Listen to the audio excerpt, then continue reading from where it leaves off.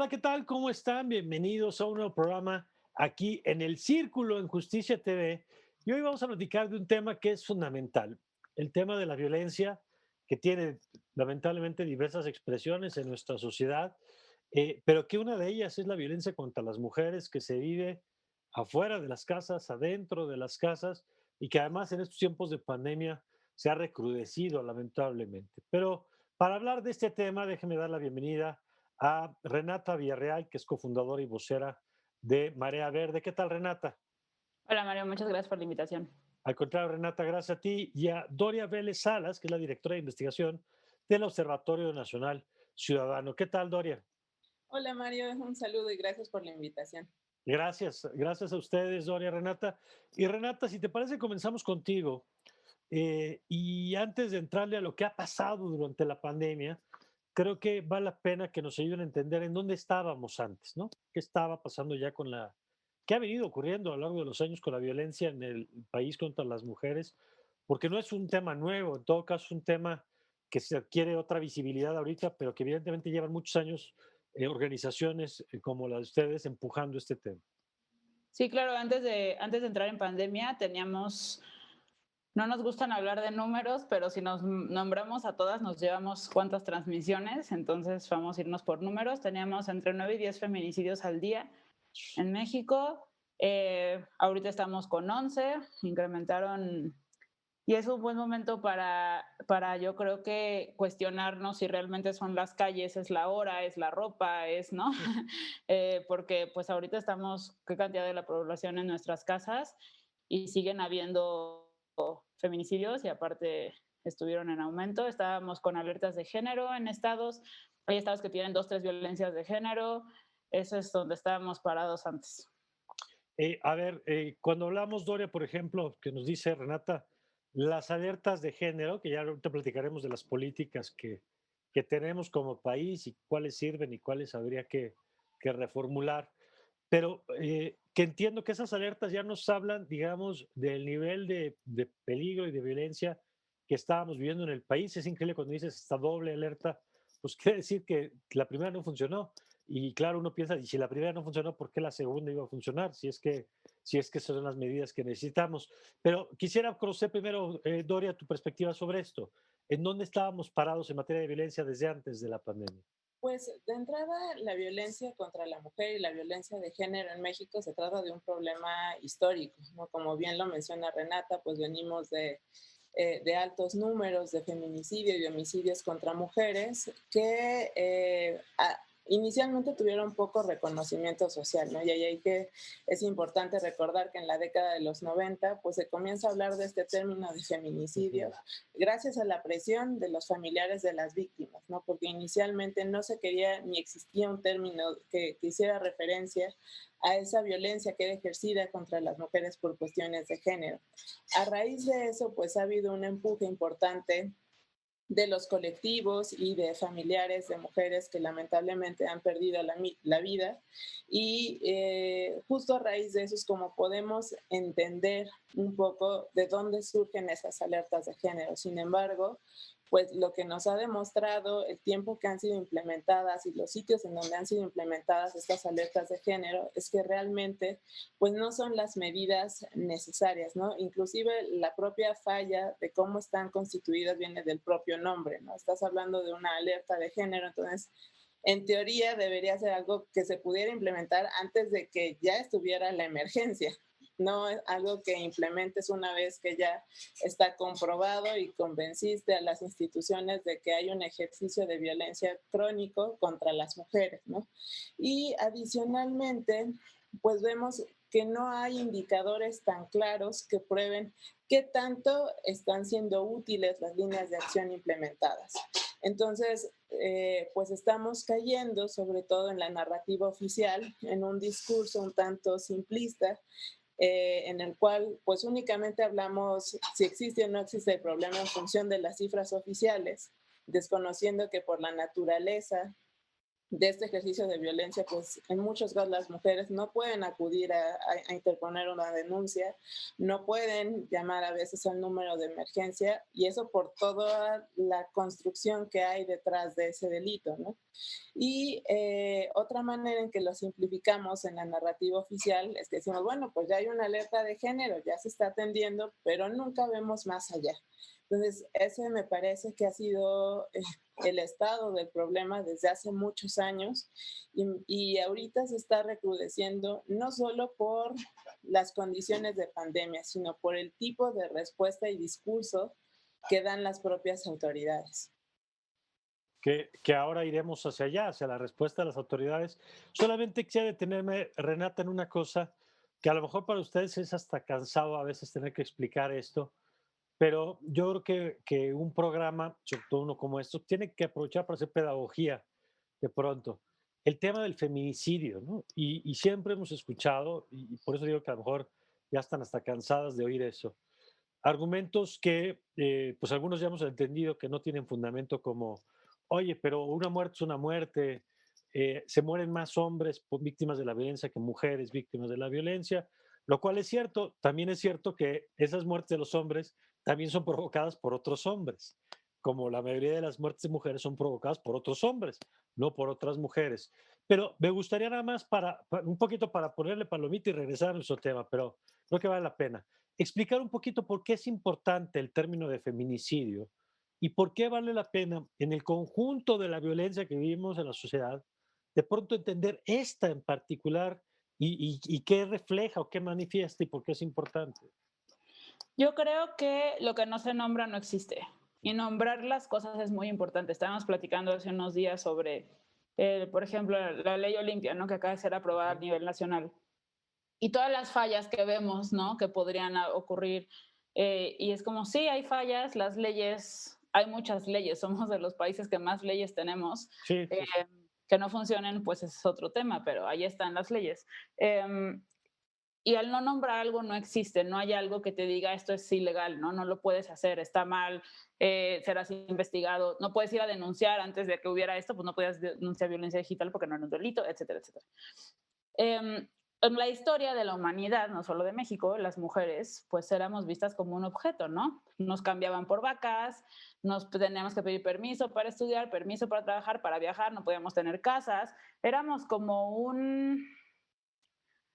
pues como un, yo creo, algo al lado del hombre que ellos pues nos daban permiso o no permiso de hacer las cosas.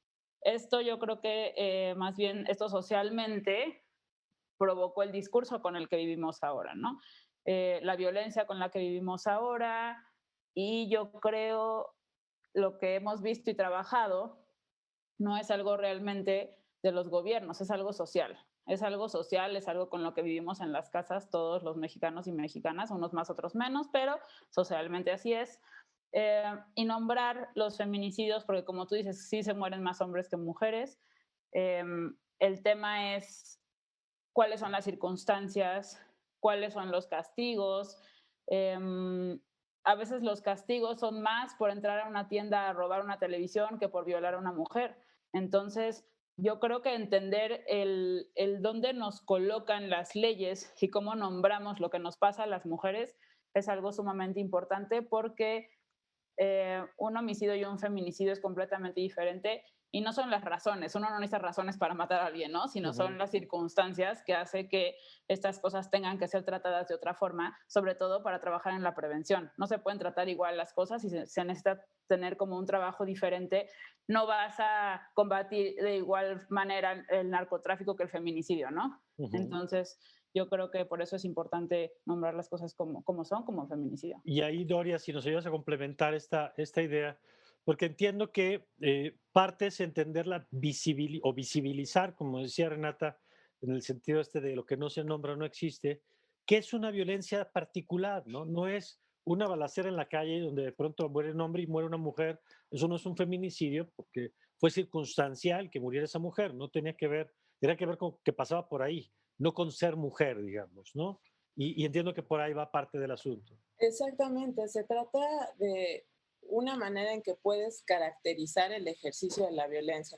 Como bien lo mencionas, o sea, en un caso como en una balacera donde muere un hombre y una mujer, pues ahí es un homicidio que se dio por algún tipo de violencia derivada de dinámicas delincuenciales y ahí no está asociado a ningún factor de género. Pero en el caso de los feminicidios estamos hablando de un ejercicio de violencia que se comete por razones de género y que ese tipo de violencia tiene características particulares, ¿no? Porque en el caso de los homicidios de los hombres, lo que uno puede identificar a partir de las estadísticas disponibles es que la mayor parte de los homicidios ocurren en el espacio público y no se derivan de cuestiones de género. Mientras que en el caso de los feminicidios que están asociados a factores por cuestiones de género, ahí son delitos que suelen ocurrir en el espacio privado. Es decir, o sea, suele ocurrir dentro de los hogares y pues realmente no se trata de un delito que en ocasiones dijeras, bueno, no sabía qué iba a suceder, sino que antes de que eso ocurriera hubo muchas señales respecto a cómo iba aumentando esa violencia de género ejercida principalmente por algún miembro de la familia y que aunque la mujer acudió a alguna instancia o inclusive a algún familiar o algún amigo, pues no llega a ver el soporte para poder atender a la víctima. Hay muchos casos documentados de feminicidios en los cuales, por ejemplo, en el Estado de México hubo un caso muy sonado de Nadia, me parece que es su nombre, en el cual pues ella fue siendo víctima de distintos tipos de ejercicios de violencia. La golpeaban, en alguna ocasión inclusive fue secuestrada por su propia pareja. Cuando fue secuestrada acudió a la instancia de procuración de justicia para decir, oiga, mi pareja me secuestró y ya me ha golpeado y tal. Eso nunca quedó asentado en una denuncia porque cuando suele acudir la víctima a una institución, pues dice, bueno, la culpa es de usted, seguramente algo hizo que lo hiciera enojar. Y bueno, finalmente culminó con su feminicidio, ¿no? Que a grandes rasgos cuando hicieron la investigación, pues ni siquiera fue reconocido como tal, sino que dijeron, fue un suicidio, un homicidio culposo. Y ahí está la relevancia de que nombremos cómo se debe a este fenómeno, porque no solo impides que se visibilice, sino que impides que se generen las líneas de acción que se necesitan para atenderlo, tanto familiarmente en la comunidad y por la parte de las propias instituciones. Y dada la crisis en la que se encuentra México, en el cual pues vemos el ejercicio de distintos tipos de violencia, es necesario identificar cuál corresponde a violencia de género, cuál corresponde a violencia familiar, cuál corresponde a violencia derivada de la actividad de delincuencia tradicional, cuál corresponde a violencia derivada de actividades de crimen organizado, porque si no, de otra manera es muy difícil lograr atender el problema. Porque entiendo, es un poco como con el médico, ¿no? Cuando vas eh, y si depende el tipo de diagnóstico, pues el tipo de tratamiento que te tiene que dar. En el ejemplo que poníamos de la balacera en la calle, bueno, pues eso tiene que ver con la existencia de armas, tiene que ver con crimen, pero en esto que nos están describiendo ustedes tiene que ver con las dinámicas familiares, con esta violencia incluso normalizada de la que hablaba Renata, que venimos arrastrando. Y solamente para cerrar esta parte, Renata, yo quisiera reforzar algo que ya han venido explicando las dos.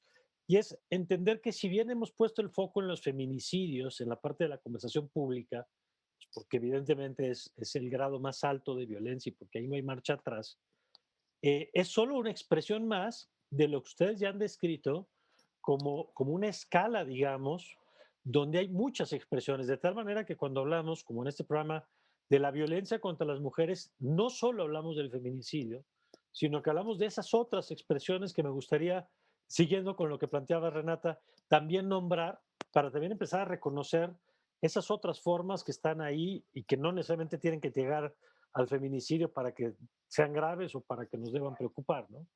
Claro, yo creo que, híjole, a veces las tenemos tan normalizadas que no nos damos cuenta. Por ejemplo, en Marea Verde México hemos tenido como este trabajo en redes sociales de nombrarlas, pues las violencias y visibilizarlas y muchas veces, ay, ¿Cómo que no te dejen trabajar va a ser violencia? ¿No? Este, ¿cómo que te quite tu celular para revisar tus mensajes es violencia? Claro, son violencias que van escalando, son violencias que puedes nombrar como pequeñas, pero claro que es violencia. Y aparte, el incremento no solo llega al feminicidio, sino a un estado mental de las mujeres, ¿no? Su salud mental rebasa el tener a una persona que te esté celando y te esté violentando de esta manera psicológicamente, porque no siempre son golpes, los golpes se ven. Lo otro también se ve en depresión, estrés postraumático, intentos de suicidio, claro, pero está tan normalizado que como platicamos mucho en las colectivas, somos las locas, ¿no? Las mujeres siempre hemos sido las locas, cuando no se ve lo detrás que hay en cada casa, en cada escuela, en cada trabajo, porque no solo son las casas, ¿no? En las sociedades, en todos lados. Cuando se puso, por ejemplo, en la Ciudad de México, el tema de la separación de los vagones del metro, ¿cuánta gente estaba tan enojada, no? Tan enojada de que, oye, ya hubo un asesinato de un militar que estaba acosando a mujeres y al momento que le dijeron que se fuera, mató al hombre que fue a decirle que no podía estar en los vagones de mujeres. Ese es el nivel de violencia que vivimos acá. Entonces, el incremento, desde no respetar la privacidad de una mujer, el imposibilitar que pueda trabajar o estudiar, que su labor sea solamente ser mamá y estar en la casa limpiando y atendiendo a todos. También entra el debate mucho de las amas de casa, que se habla mucho que las feministas estamos en contra de las amas de casa. No, muchísimas feministas somos amas de casa. Yo soy ama de casa, soy mamá. Simplemente es la vulnerabilidad que les deja a las mujeres el no tener acceso a un trabajo, acceso a su independencia económica, porque hay una frase muy conocida que si una mujer no puede pagarse su propia renta, va a ser víctima de violencia mucho tiempo, porque no puede salir de ahí, no tiene dónde vivir, no tiene dónde irse a ir con los hijos, las redes de apoyo, no todas las mujeres cuentan con una red de apoyo, ¿no? Entonces, el reconocer las violencias desde chiquitas, desde las violencias pequeñas que le llaman micromachismos, yo no, creo que no tienen nada de micro porque son muchísimos,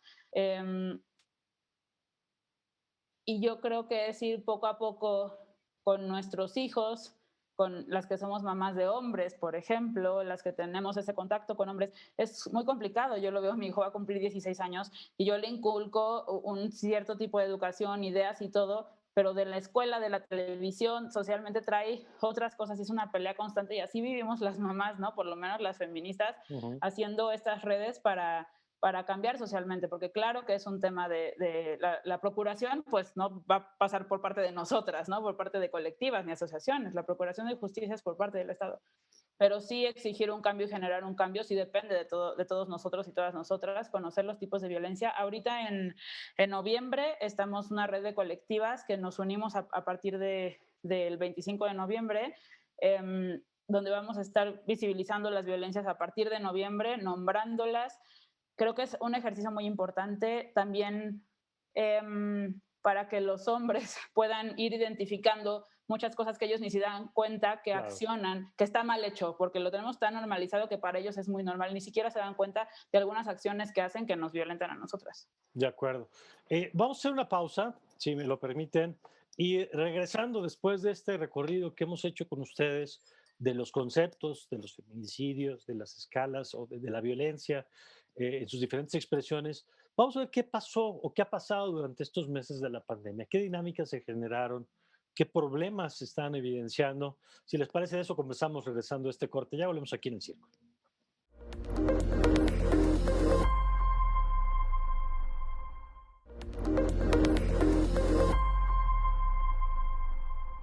Estamos de vuelta y a ver, Doria, vamos contigo, si te parece, para que nos digas ahora sí, ya con todo lo que nos han contado de dónde estábamos parados desde antes de la pandemia, ¿cuáles han sido las dinámicas que se han generado? Porque mira, aquí hemos tenido muchos programas de comercio electrónico, del estudio en casa, del teletrabajo, y todo suena muy bonito, muy padre, y qué bueno que cambiamos dinámicas y nuevos valores que van surgiendo, pero este lado tampoco lo podemos obviar, no lo podemos negar de lo que ha significado la convivencia intensiva dentro de las casas, sobre todo, y me imagino, Doria, para quienes ya enfrentaban un contexto complicado y que esto vino a recrudecer lo que ya desde antes era un problema. Pues sí, conforme a lo que estaba comentando Renata hace un momento, justo para que quede muy claro cómo se ha recrudecido esta violencia durante la pandemia, pues hay que comenzar identificando que esta violencia que se comete contra las mujeres, pues parte desde cómo diferencias el acceso y ejercicio de los derechos de las mujeres a partir del criterio de género, ¿no? Entonces, si consideramos eso, con todas las medidas de confinamiento que surgieron con la pandemia por COVID-19, pues vemos que las mujeres se vieron obligadas, en cierto sentido, a permanecer dentro de sus hogares. Eso implicó que también a fuerza tenían ellas que hacerse cargo de los hijos, aparte de atender todas las cuestiones del hogar. Si en dado caso tenían un trabajo, pues también tenían que atender el trabajo, mientras que el hombre o la cabeza de la familia, que normalmente así es como se suele reconocer en esos entornos, pues ellos podían continuar más o menos con su dinámica similar, ¿no? Entonces no solo vemos que hay una carga excesiva de trabajo para la mujer, sino que también esta carga se lleva a cabo en un entorno en el cual tiene que convivir de manera mucho más cercana y todo el tiempo con su principal agresor. Y eso trajo efectos no solo para las mujeres, sino también para los integrantes de la familia, algo que nosotros logramos identificar en una de las publicaciones que presentamos hace algunos meses, es que este ejercicio de violencia que era cometido contra las mujeres durante la pandemia también comenzó a afectarle a los hijos de estas mujeres, ¿no? Porque en ocasiones, pues ellos eran testigos y al tratar de interceder o decir algo, o por el simple hecho de estar ahí, pues ellos recibían golpes y hay una serie de maltratos, ¿no? Y, por ejemplo, si en el hogar se encontraba también una persona de la tercera edad, pues también era como la víctima colateral de este ejercicio de violencia. Entonces, pues vemos que hubo un repunte en las llamadas al 911 por casos de violencia familiar, de violencia contra la mujer.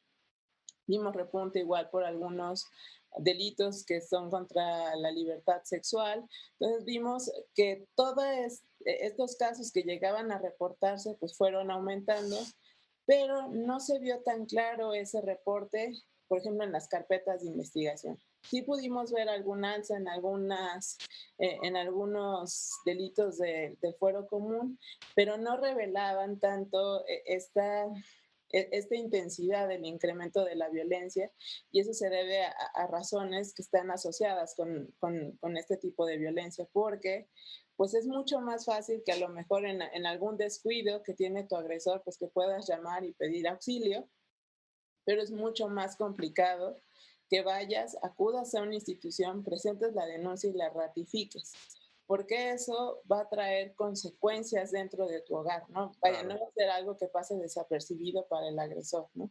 Entonces, con este escenario, pues vemos que los indicadores oficiales que se toman en cuenta para decir, sí, efectivamente hubo un alza de la violencia contra la mujer, pues no lograron aprender todo lo que estaba sucediendo durante la pandemia. Y eso viene acompañado con que pues realmente, pues institucionalmente y socialmente no hubo las acciones necesarias para enfrentar esa magnitud del problema. Ya, ahorita iremos a esas acciones y sin simplificar el tema, Renata, pero ahorita que escuchaba a Doria, pues me acuerdo del presidente López Obrador, no en pocas ocasiones decir, por ejemplo, que en la pandemia el mejor ejército eran nuestras enfermeras. Y las enfermeras eran las mujeres que estaban en sus casas haciendo estas labores de cuidado, justamente, que es cierto que normalmente realizan la labor de cuidado de adultos mayores, de niños, en fin, pero que tiene que ver a veces más con la desigualdad de las cargas de trabajo que con una misión casi de género, como lo plantea un poco el presidente, ¿no? Y en esa lógica, yo no sé, Renata, cómo lo hayan percibido ustedes desde Marea Verde, porque esto ustedes lo han palpado, este incremento que bien dice Doria, no solamente es la estadística, sino que también se ve reflejado pues, en las redes, en las solicitudes de apoyo. ¿Cómo han visto ustedes estos meses y cómo han palpado este incremento de la violencia? Sí, nada más a mí me gustaría agregar un poquito a lo que dice Doria, en lo que mencionas de Andrés Manuel López Obrador, yo creo que es una glorificación, ¿no? Para enaltecimiento de lo que hacemos las mujeres, ¿no? Se llama casi a veces esclavitud, ¿no? O sea, todo lo que hacemos las mujeres, las que cuidan, las mamás solteras, es como la guerrera y la... No, no, no, no, no. O sea, no es nada, no, lo hacemos porque pues lo hacemos. Y claro, lo hacemos con amor muchas veces, pero no debería de ser una chamba solo de nosotras. Y a lo que me gustaría agregar al otro es que con los acompañamientos que damos nosotras desde antes de la pandemia, pero ahora más con la pandemia, eh, las redes de apoyo salvan vidas siempre. Es casi siempre lo que hace que una violencia no termine en feminicidio, son las redes de apoyo. Y el que las mujeres no puedan desconectarse un segundo de su agresor, de su casa, eh, no les permite comunicarse con la compañera de trabajo, que es la que es su red de apoyo, la maestra o la mamá de alguien, de un hijo de la escuela, de sus hijos, la señora de la tiendita, que son las que mantienen como ese lazo de lo que pasa dentro de sus casas, ¿no? Muchas veces las denuncias son, mi marido se va a trabajar, tengo que hacer la comida 15 minutos, una hora, entonces en ese tiempo voy, o sea, tienen como el tiempo muy así. Y ahorita que están encerradas, como mencionan, viviendo con el agresor, no tienen esta comunicación con las redes de apoyo. Algunas les han quitado los teléfonos y le gritan a la vecina por la bardita muchas veces que nos escriban y así es como hemos sabido de ellas. Eh, Eso es también pues lo que viven ellas, ¿no? El estar incomunicadas adentro de su casa y velando pues por la salud también de sus hijos, como menciona Doria, pues sí es muy grave. A ver, y en ese sentido, a mí me gustaría que empezáramos a entender esto que ya ahorita apuntabas, que son las redes de apoyo. A ver, cuando tienes un fenómeno con la complejidad del que ustedes han descrito, que tiene que ver con temas culturales, pero luego con personas concretas y circunstancias concretas, ¿no? Hay como cosas transversales ahí, pero luego hay circunstancias específicas, como dices ahorita, de la llamada y de cuando le hablan, a quién le hablan y de qué responde cuando recibe la institución esa llamada, cómo actúa, ¿no? ¿Cómo andamos en México en todo este aparato? ¿Cómo andábamos y cómo nos encontramos ahora, Renata? En materia institucional, porque tú dijiste hace rato algo muy importante, es el Estado quien tiene que garantizar la protección, lo cual no quita las redes de apoyo, la solidaridad, la sociedad civil. Todo eso está muy bien y qué bueno que se hace y es lo que hace la diferencia muchas veces. Pero en última instancia, la responsabilidad tiene que estar sobre el Estado. ¿Y cómo está nuestro aparato institucional para atender esta problemática? No, no está. No está porque hay casos, manejan igual todos los casos y ese es un problema. No en todos los casos puedes llegar con dos policías al decirle al agresor, ya nos habló tu esposa, ¿no? O sea, no hay una capacitación, déjate en una capacitación, un interés. No hay interés, porque saben cómo hacerlo. Y cuando no sabes cómo hacer algo, investigas cómo hacerlo, te capacitas cómo hacerlo.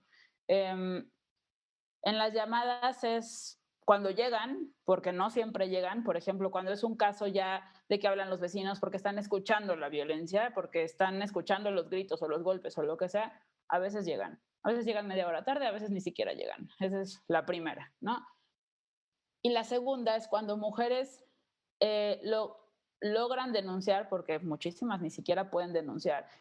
Y aparte yo creo que es un tema muy importante hablar sobre las mujeres que están viviendo violencia en manos de un servidor público o de alguien que tiene familiares en algún instituto o alguna empresa, por ejemplo, que tienen esos contactos para lograr invalidar o tienen muchísimo miedo para lograr hacer una denuncia. Entonces hay muchísimas mujeres que ni siquiera le hablan a la policía, pero las que le hablan a la policía no hay un seguimiento, como nosotros le decimos, bajo el agua, que tiene que haber antes, un acompañamiento de salida. Nosotros así le llamamos como colectiva, acompañamiento de salida, que son mujeres que no están peligrando su vida en este momento, pero hay que hacer un plan para que logre salir de ahí. Mujeres que ya quieren salir de ahí.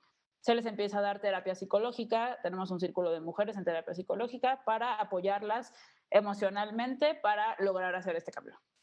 Se hace un plan, normalmente sufren violencia económica, ya sea que no las dejan trabajar o que trabajan y les quitan su dinero o que el marido tal vez o el esposo pues tal vez él no trabaja y el dinero, o sea, que no tienen como esta economía para lograr irse a otro lado o tal vez que su familia le dice, tú te casaste, aquí no regresas, ¿no? Entonces no cuentan con esa red de apoyo. Hacemos como un plan económico para que también puedan salir de ahí. Las autoridades no hacen esto. Eso es algo que deberían de hacer también. Un plan, cuando una mujer dice, estoy sufriendo este tipo de violencia, necesito salirme, mi vida no corre riesgo, pero el feminicidio, como comentaste, no es el único, ¿no? No es la única violencia, y hay una escala de violencias que en algún momento puede llegar ahí. Sobre todo, nuestro punto número 1 es cuando te vas a ir, no le digas. No le digas que te vas a ir, no le digas que lo vas a dejar, porque ahí muchas veces es cuando ocurren los feminicidios. Tiene que ser algo planeado que el agresor no sepa que se van a ir. Entonces, el Estado es muy malo haciendo eso, ¿no? Es presente Estado y la denuncia y rectificar y luego, sí, van a ir a su casa. ¿Cómo que vas a venir a mi casa? Oye, espérame tantito. O sea, entonces no es ni siquiera que no lo hagan, es que no hay una intención para hacerlo. Y cuando se hacen mesas de diálogo, se han hecho mesas de diálogo con activistas y con colectivas, pues ahora sí que pues nos dan a torre con el dedo porque no se hace nada. Aún así que hay muchas que hemos dicho, lo hacemos sin cobrar. Lo hacemos sin cobrar, pero que sea algo que se haga, ¿no? Un trabajo en conjunto y no se hace. Entonces, ese es donde estamos parados ahorita en ese tema. Y a ver, Doria, porque ahorita lo que nos explicaba Renata era uno de los eslabones que imagino pues es el de la policía, digamos, ¿no? Cuando ya llegamos al nivel de violencia. Pero ¿qué pasa con esas otras tareas que, como nos decía ahorita Renata, son fundamentales? Y pienso en tres que ahorita mencionó Renata. Una, el tema psicológico, que creo que es importante entenderlo para desmontar también incluso ese rollo de por algo no se van, o por qué no se van, o si la maltratan. Bueno, pues porque hay que entender la problemática. Hablaba ahorita Renata de la violencia económica, pero también de los mecanismos de control, de violencia psicológica, de daño a la autoestima, del abuso sistemático. Es decir, hay una serie de condiciones que hacen pues cada vez más difícil poder dar esos pasos, digamos, ¿no? Me parece una terrible injusticia depositarle a la víctima, además, todavía la carga de que ¿por qué no hacer nada? Bueno, pues la pregunta es qué estamos haciendo para que pueda dar esos pasos. Pero ¿cómo andamos en esos rubros, Doria? En el tema de acompañamiento psicológico y luego en el tema de las casas o de los refugios o de esto que también es fundamental en esas transiciones entre estás en un entorno de violencia y luego llegas a un punto donde a lo mejor puedes retomar tu vida, pero en el inter, ¿qué pasa? ¿No? Mira, en cuanto a la respuesta institucional, creo que desde hace muchísimos años se hace referencia a que se están dando capacitaciones, ¿no? Con perspectiva de género, para que los funcionarios que les corresponde atender psicológicamente a las víctimas, que les toca recibir los casos, vaya, todos aquellos que tienen una interacción con las mujeres que son víctimas, sepan cómo actuar, inclusive que sepan cómo registrar los casos. Pero algo que estamos viendo es que pese a todas esas capacitaciones que se han impartido, realmente no hay resultados, ¿no? Y lo puedes ver desde la parte más básica, que es, por ejemplo, el registro estadístico.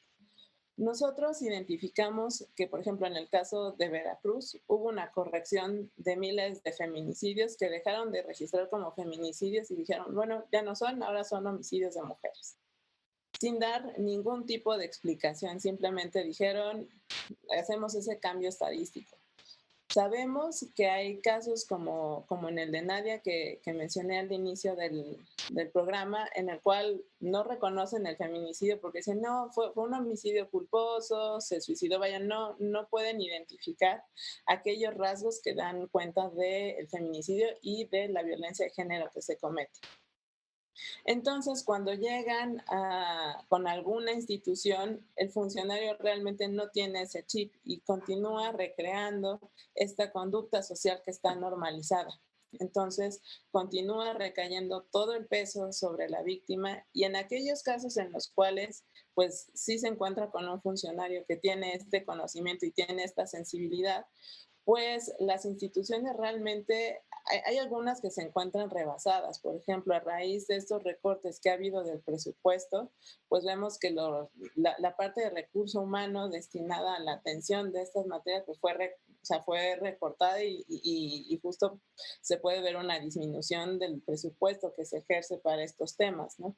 Y eso tiene un impacto en cuanto a los programas y planes que implementas, porque pues obviamente ya no hay manera de que te des abasto. O sea, estás ante un fenómeno que está creciendo y a ti te reducen la cantidad de recurso humano y te reducen el recurso económico que tienes para poder atenderlo, entonces no hay manera. Eso justo se comenzó a ver con los refugios de mujeres. porque hubo esta disminución del presupuesto que estaba asignado hacia esos refugios, entonces quedaron sobrepasados por completo y aunque sabían que había algunas víctimas que tenían que se tenían que dar asilo en esos refugios, pues no había cómo, ¿no? Entonces, esa me parece que justo es el problema de no tener un diagnóstico específico que te permite identificar qué es lo que necesitas para atender el problema que tienes. Y en México, pese a que los colectivos y las mujeres hemos dado cuenta de la magnitud y gravedad del problema, continuamos sin tener lo básico, ¿no? Ni siquiera podemos contar con programas diferenciados de atención psicológica o algunos programas que permitan justo subsanar esa violencia económica que se comete contra las mujeres. Estamos como a pasos luz de que eso suceda y es bastante paradójico porque no estamos hablando de un problema que surgió ayer, ¿no? Sino que lleva décadas ocurriendo y no hemos hecho nada para preparar a las instituciones, al contrario, las estamos debilitando aún más. Bueno, justamente con esa idea, si les parece, vamos al corte para regresar con el tema de recomendaciones, de propuestas de política pública. Ya decían ustedes hace rato que este es el país de las leyes, ¿no? Y sí es cierto, a veces tenemos leyes para todos y luego no se cumplen, pero nuestras leyes están bien.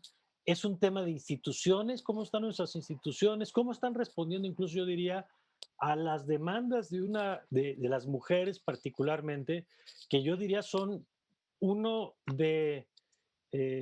pues de los factores clave, digamos, de movilización social. Tuvimos la marcha del 8, el paro del 9 de marzo, hemos visto las movilizaciones que han venido realizando. Es decir, si hay una parte de la población que se ha convertido en una voz que exige respuestas, es la voz de las mujeres. Y vamos a ver frente a eso, pues qué respuestas ha encontrado por parte del Estado en su conjunto. De eso platicamos, si les parece, regresando de este corte.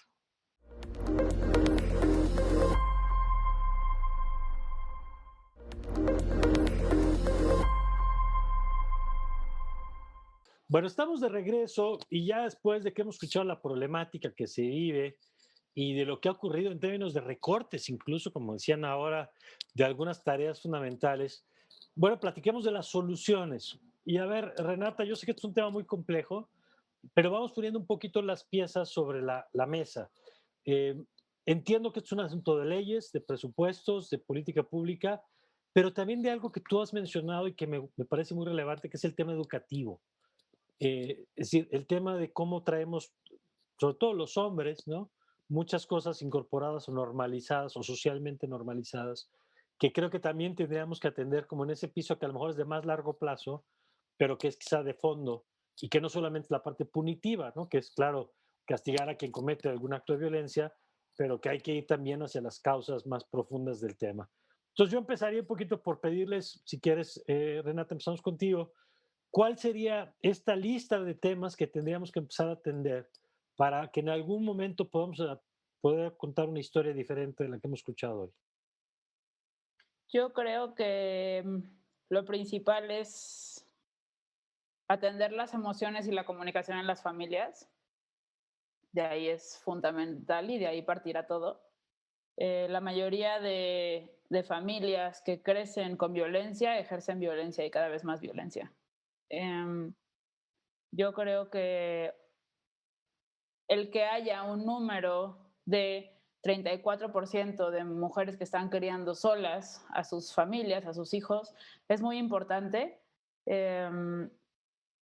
Porque son pues mamás que están criando solas, que muchas veces es mejor cuando el papá es, es un agresor y se va, pero tampoco hay un acompañamiento real del Estado a las mujeres que vivimos esto, mujeres que salen a trabajar, que sus hijos se quedan solos, porque el tema de las guarderías es otro tema, entonces niños y niñas pues criándose en las calles, o que se quedan a cargo de alguien que tal vez les está violentando, el abuelo, el tío. Yo sí creo que el principal cambio y el principal ojo debe estar adentro de nuestras casas, de nuestras familias. Em, el respetarnos, hablar sobre las emociones en las escuelas. Es increíble. Hace, no sé, creo que 2, 3 meses estábamos hablando sobre el PIN parental, ¿no?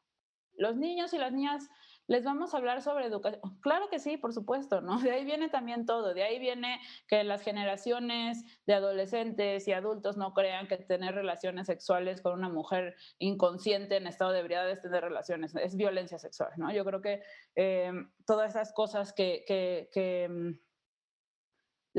los secretos de familia, ¿no? Los llamados secretos de familia, el encubrir a los agresores, eso no sucede de un día a la mañana, son cosas sistemáticas que ocurren dentro de nuestras casas, que a los niños los hacen agresores, los hacen violentadores. Los niños no nacen machistas, los niños no nacen feminicidas, los niños no nacen y se hacen, ¿no? En la adolescencia o en la adultez. Esto es un trabajo, y un trabajo arduo, porque imagina el nivel que tiene que estar pasando un niño de violencia en que vemos niños de 7, 8 años que queman gatos, ¿no? O sea, son alertas muy fuertes que presentan antes de poder llegar a hacer esto, y que socialmente era no te metas con mis hijos y yo puedo decidir, y vemos adultos pegándoles a los niños y más vale una nalgada. Son violencias que vivimos en la casa, y para mí como Renata, como activista y como lo hemos manejado en Marea Verde México, ahí viene todo. Por eso hemos implementado planes sobre salud mental.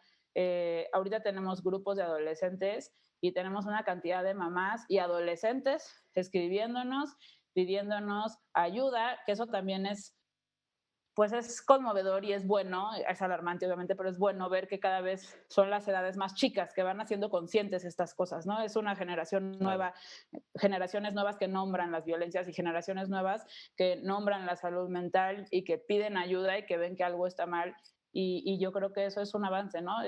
Nos dicen la generación de cristal, pero yo creo que de ahí va a partir todo, porque nosotros somos quienes exigimos y nosotros somos quienes elegimos a nuestros gobernantes, y nosotros somos quien deberíamos de estar atrás de ellos viendo qué es lo que están haciendo. De acuerdo.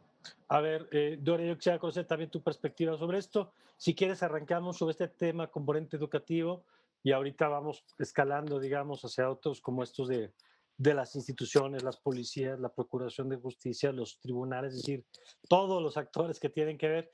Pero me gustaría que arrancáramos retomando esto que planteaba Renata, si te parece.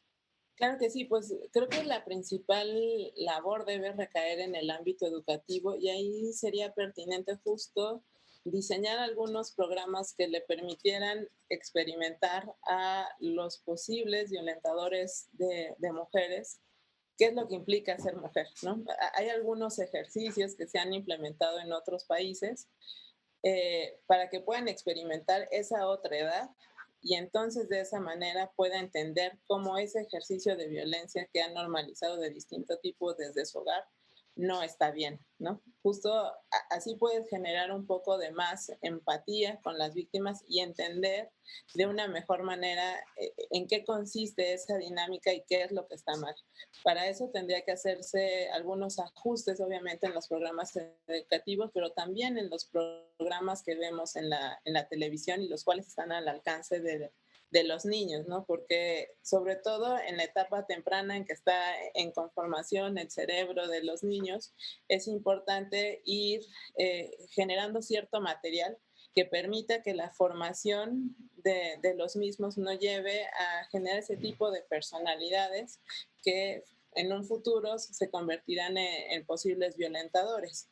De entrada, pues ahí hay una gran deuda del sistema educativo, porque ha sido un tema que realmente no ha sido atendido del todo, y pues también de parte de los medios de comunicación, ¿no? Hay algunos casos en los cuales pues, se ve algún atisbo de que se trata de dar ese tipo de lección, pero no es suficiente, sobre todo para el problema que experimentamos. Y pues pasando a las otras instancias, pues de entrada creo que en todos los ámbitos hay tareas por hacer, ¿no? Sobre todo considerando los distintos tipos de violencia que se cometen contra las mujeres, ¿no? Porque tendríamos que ir buscando por que, pues justo primero se puedan armar presupuestos con perspectiva de género, que eso en México todavía falta, que todas que justo se pueda tener el mismo acceso a las posibilidades de trabajo, que tengan acceso al mismo tipo de salarios, Y si ya nos vamos a lo que implica la atención de estas conductas delictivas y violentas, pues es necesario, por ejemplo, en la parte de las instituciones de impartición de justicia estatal, pues que comiencen a ver cómo le van a dar seguimiento y continuidad a las carpetas de investigación que son iniciadas por violencia de género y violencia familiar, que se puedan generar mecanismos que permitan que las víctimas que están en un juicio o justo frente a su agresor estén protegidas. Ahí nosotros le estamos dando caso a una situación que ocurrió en Tabasco, en la cual pues la mujer ya estaba justo en el juicio, estaba su agresor y el agresor se fue contra ella y estaba ahí enfrente de los jueces, de policías municipales y nadie intervino.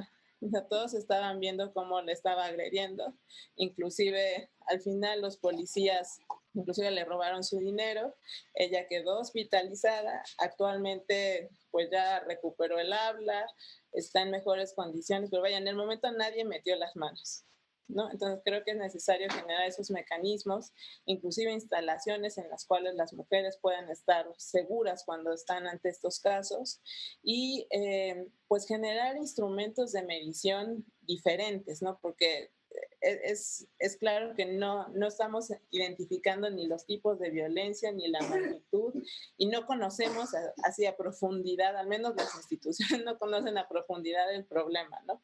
Y pues generar estrategias que, que realicen y en las que participen en su implementación distintos actores sociales. Vaya, como mencionaba Renata, este es un asunto de Estado, ¿no? Y bajo esa concepción de Estado no solo entran las instituciones gubernamentales, sino también entramos sociedad civil, entran muchísimos otros actores que podríamos armar en conjunto estrategias focalizadas para poder atender este problema. A mí me gustaría rápido agregar algo.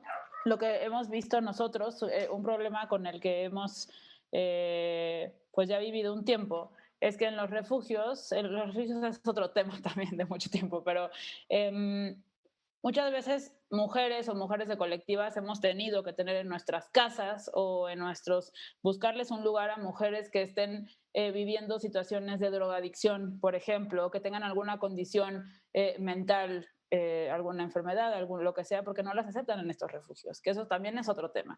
Si están alcoholizadas, si tienen algún tema de drogadicción, tampoco son recibidas en los refugios, que también es algo que tiene que hablarse y que tiene que solucionarse, porque la sociedad civil y colectivas hacemos lo que hacemos con mucho amor, ¿no?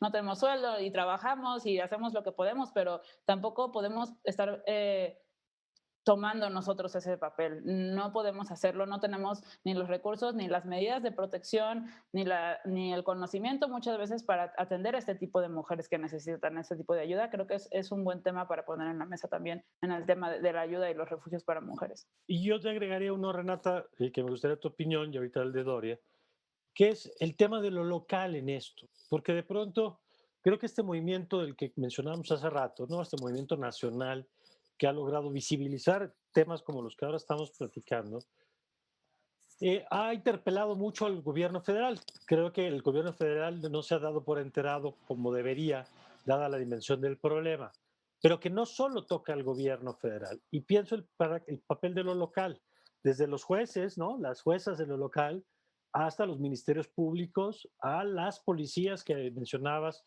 que no es la Guardia Nacional la que toma una llamada de estas, es la policía más próxima, digamos, ¿no? La municipal o la estatal, en todo caso, dependiendo de la estructura de cada lugar. Pero en tu experiencia, ¿qué papel juegan y qué tendríamos que estar haciendo con las autoridades locales, Renata, frente a este tema? Yo creo que lo que deberíamos de estar haciendo es tener a personas que tengan vocación en el puesto. Normalmente en esos puestos está el compadre, el amigo, el vecino, el tío, y son personas, unos sin vocación y otros sin conocimiento. ¿Por qué vocación? Porque necesitamos tener, y no solo en este tema, en todos lados, gente que ame lo que hace, gente que le guste su trabajo, ¿no? Eso cambiaría muchísimo el entorno y todo lo que vivimos los mexicanos, pero sobre todo en estos temas, porque van a ser personas que se apasionen por investigar, por estudiar, por prepararse y eso salva vidas. Siempre salva vidas en ministerios públicos, en las cárceles, en todos los niveles, que sea contacto directo o no contacto directo con las víctimas. Y esto habla de tener una persona con empatía, habla de tener una persona con vocación, habla de tener a una persona que va a hacer las cosas correctas. Yo creo que se habla mucho de los exámenes de confianza y bueno, sabemos que eso es, ¿no? Es un papel. Yo creo que tener pues al frente, estamos viendo lo que pasó en Cancún, ¿no? Hubo una manifestación y le dispararon a las personas que estaban en la manifestación y ahora todo el mundo, nadie fue, ¿no? Nadie fue, yo no sé quién fue, espérame, yo no puedo tener a mi cargo, no puedo tener un cargo y mucho menos público, pero aunque sea privado, y decir, no sé qué pasó, yo no fui, es tu trabajo, se te está pagando por eso y son vidas de personas.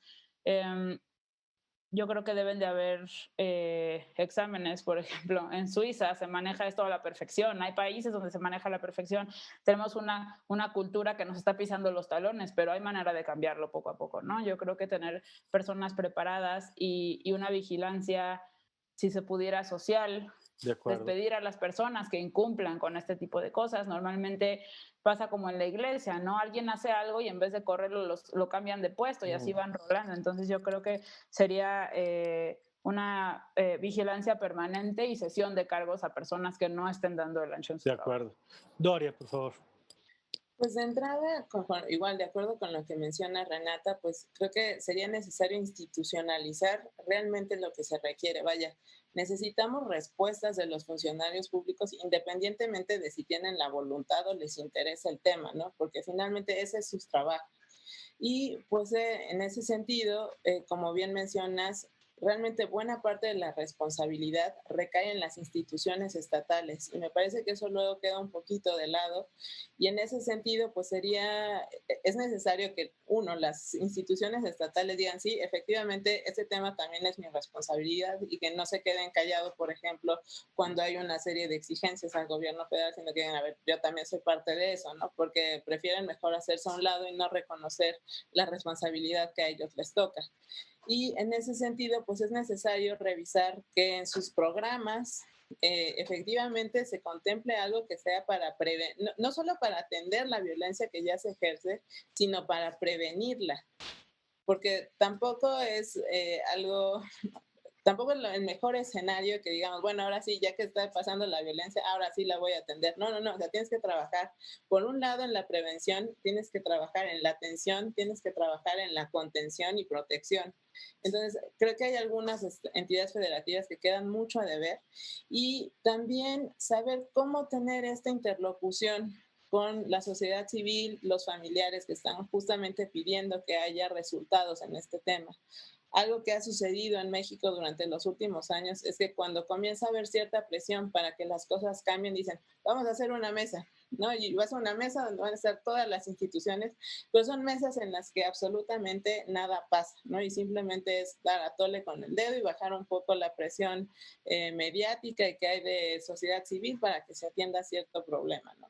Creo que tenemos que rebasar justo ese planteamiento de mesas y entonces sí, con responsabilidad decir, ok, vamos a diseñar estas estrategias, vamos a implementarlas, vamos a evaluarlas, porque puede ser que inicialmente digamos, yo creo que esto va a tener resultado y que lo dejes así por los siglos de los siglos y que efectivamente no atiende el problema. O sea, claro, necesitas evaluar, necesitas rendir cuentas de los resultados que estás obteniendo.